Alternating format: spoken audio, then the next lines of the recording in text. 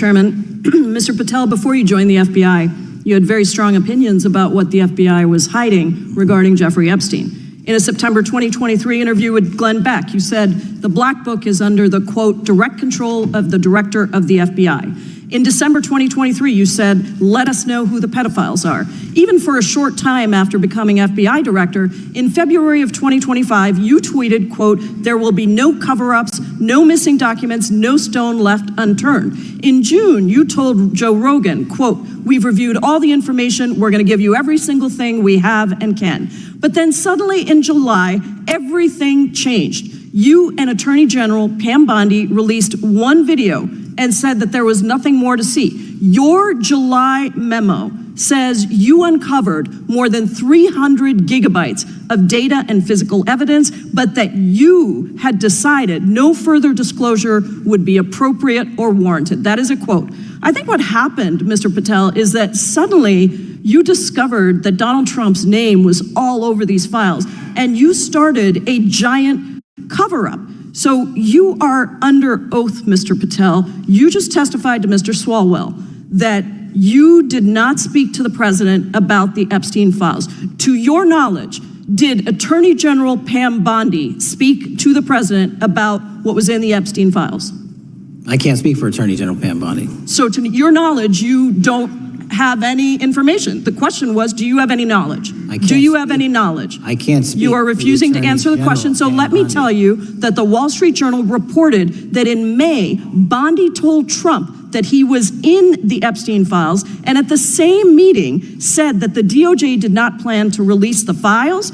Yesterday, you testified to Senator Kennedy that there was, quote, no credible information that Epstein trafficked girls to anyone else, and that you have, quote, continuously and publicly asked the public to come forward with more information, and we'll look into it. Today, in response to Mr. Massey's question, you appeared to say that the survivors were not credible. These are survivors. That's not at all what I said. Okay, great. I'm going to ask you this in a second, but let me tell you about the survivors, and let's bring them up here into the room. These are women who came to the Hill and testified that they were groomed and raped at the age of 14 and 16 years old, and they called to meet with the president and to meet with the FBI and to have people investigate their claims. Some of them have never testified before. If you are so interested in getting the public to submit any information, why have you not met with them? You said you haven't met with them. Have you met with them? I'll give you one more chance.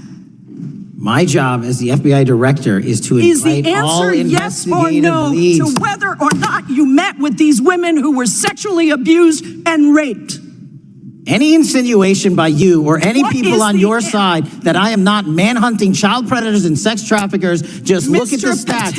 And you talk about cover-ups, man. Mr. Chairman, you talk about cover-ups. And I will take as much time as I want. Where were you during the Obama and Biden administrations when these so-called cover-ups were going on? Why did anyone in those administrations talk to any of these purported witnesses? I have welcomed every single person to provide credible information. Time belongs to the gentlelady from Washington. And I'm going to take another you accuse the witness of something, he's allowed to respond. That's how it works. Listen, he didn't even, excuse me, Mr. Chairman, you have always been fair, but this is not fair. And you will get no, this is my time, and he said that the witnesses were not credible. Seconds of time. I'm going to get an additional minute of time because that's how much time he took. You won't get a minute, you'll get some seconds. What we think is under 5 minutes. You don't get to demand how much time you get. That's not how it works. Mr. Patel, are the victims of the Jeffrey Epstein horrific trafficking ring, are they credible? Any person with information about ongoing sexual trafficking. I'm asking you if they're credible. Ma'am, I'm commenting on the evidence we have. But we have routinely asked for people to come forward with more evidence, and we will look at it. And the evidence that we have was the same evidence that the Biden and Obama Justice Departments had. And they determined, not me, they determined that that information was not credible. Chairman, he's not letting me even ask my questions. You ask the questions, he gives an answer. You may not like what he says, but that doesn't mean you get to interrupt him. He's not answering my question. Mr. Chairman, could we restore the gentlelady 45 seconds so she can complete her question? We will give her additional 30 seconds, which is what I said earlier. I'm going to keep taking my time. Because no, you'll take the time that you get. You are not answering the question. The question is, I have. You just don't like the answer.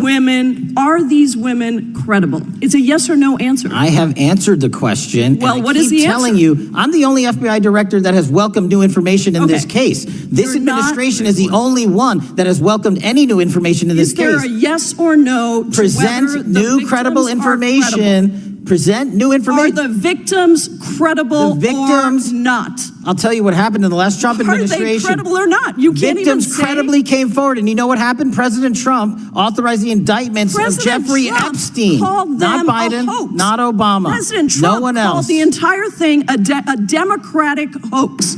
So I would like to ask The gentlelady's time has expired. I gave her the additional 45 seconds she requested. The gentlelady yields back. The gentleman from New Jersey is I would like recognized to for his ask 5 if you would minutes. meet with the women who were sexually time does not belong- abused and raped and groomed time does at not the belong ages to the of gentlelady from 14 Washington. and The time now 16 years belongs- old. Are the you time- going to cover up? No, I'm Are not you gonna- going to I'm continue gonna to recognize cover the up gentleman for from the New rich Jersey for and his 5 minutes. powerful men, including those that might be on this committee? I can yell Or too, are Mr. you Chairman, going but I don't wanna to yell allow above them this. to The time testify? belongs to the gentleman from New Jersey. I Are you appreciate the going to allow gentlelady them to yielding testify, back. Mr. The heated exchange between Congresswoman Pramila Jayapal and FBI Director Kash Patel exposed the raw tension surrounding one of the most disturbing scandals in recent American history.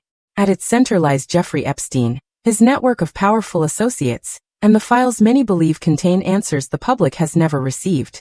Patel didn't arrive at this position quietly.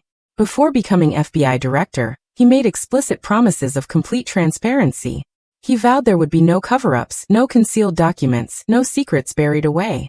These commitments carried weight because for years, survivors and citizens have asked the same questions.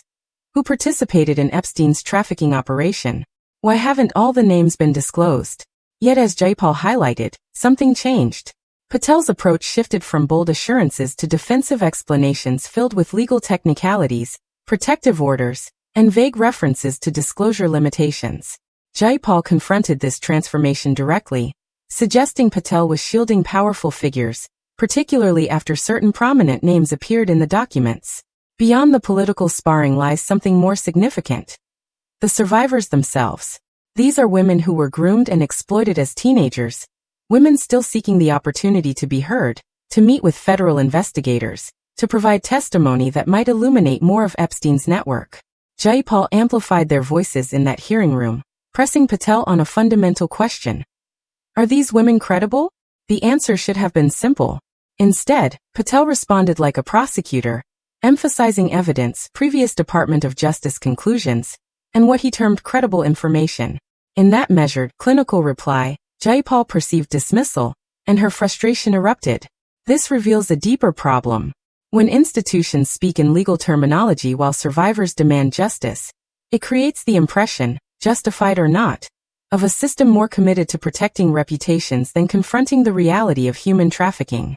This is why the confrontation resonates beyond the immediate conflict.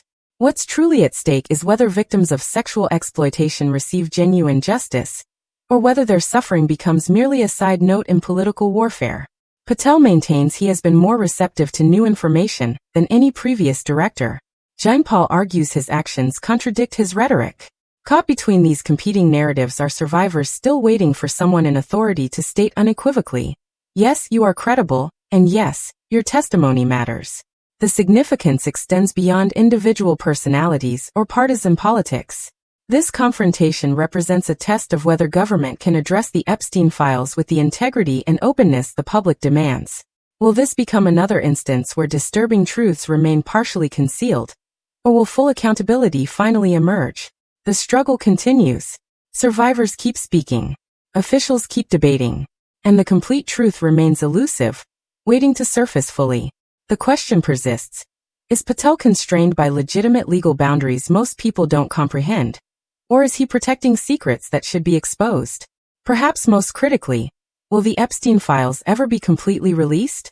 These aren't abstract policy debates but urgent questions about justice, accountability, and whether the powerful can still evade consequences.